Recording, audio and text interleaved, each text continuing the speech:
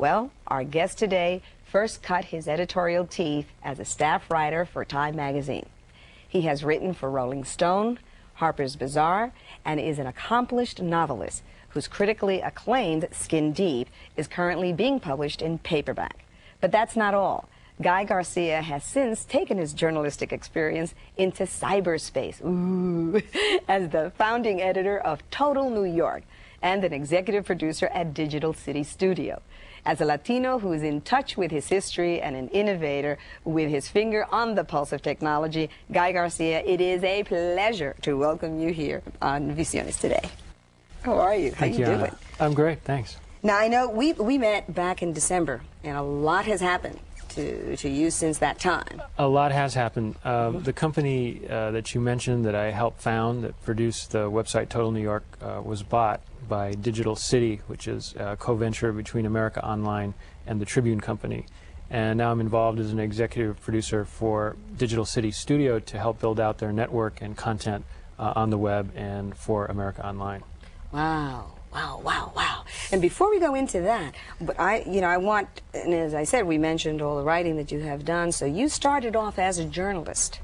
I started off as a journalist and a fiction writer. One of the first things I ever wrote was a short story called Fraser Avenue that was based on growing up in East LA, where I'm from, and it was published when I was still in college going to the University of California at Berkeley, which in a funny, cyclical, perfect way is now publishing the paperback of that novel.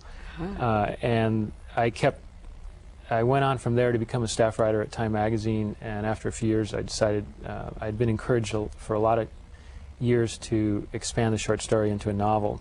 And finally I just took a leave of absence and wrote the novel, and I was lucky enough to get a very good publisher, and the book came out and did pretty well. What was going through your head when you said, one day I'm going to start writing? I mean, was that something that just came naturally to you, or? Well, I think a lot of it was based on my experience growing up in East LA. My parents owned a small business, and I was raised as a Chicano, but also an Americano. I was, I didn't grow up as a disadvantaged or alienated person from the barrio, and I understand there are people who have to go through a lot of hardships, and I knew some of those people, but that wasn't my personal experience, and I saw a need or a possibility for me to express my own experience in a book and to have a character that was wrestling with all of these issues, what it means to be a Chicano and what it means to be a middle-class American. And you made him a lawyer? Thank you, like my daughter. Well, there are little bits and pieces of it that reflect. I had moved to New York by then, and this whole issue of working for corporate America and having roots in the barrio, and at the same time being American, but also being a Latino and being a Californian and a New Yorker. To me, that was I feel lucky about that. That's a very rich